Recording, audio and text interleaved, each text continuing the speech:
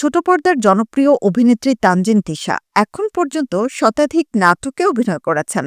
অভিনয় দক্ষতায় দর্শকদের মনে জায়গা করে নেওয়া এই অভিনেত্রী সম্প্রতি মাদককাণ্ডে জড়ানোর অভিযোগে সমালোচনার মুখে পড়েন। তানজিন তিশা সহ ৪ জন অভিনেত্রীর নাম উঠে আসে মাদকদ্রব্য নিয়ন্ত্রণ অধিদপ্তরের বিশেষ অনুসন্ধানে, যা নিয়ে সামাজিক যোগাযোগ মাধ্যমে ব্যাপক সমালোচনা করেছেন নেটিজেনরা।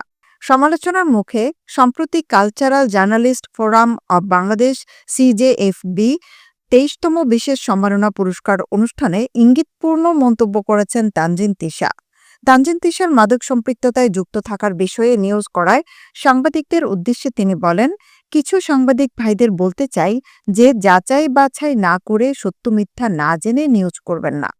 তিনি বলেন, মাঝে মধ্যে যখন একজন আর্টিস্টকে নিয়ে একটা সংবাদ লিখেন, তখন আপনাদের একটা বার মাথায় আসে না যে একজন শিল্পীর এটা পেশা, কিন্তু তার পেছনে তার একটা ব্যক্তিগত জীবন আছে, যে ব্যক্তিগত জীবনে তার পরিবার আছে, তার সমাজ আছে, বাবা মা আছে, ভাই বোন আছে।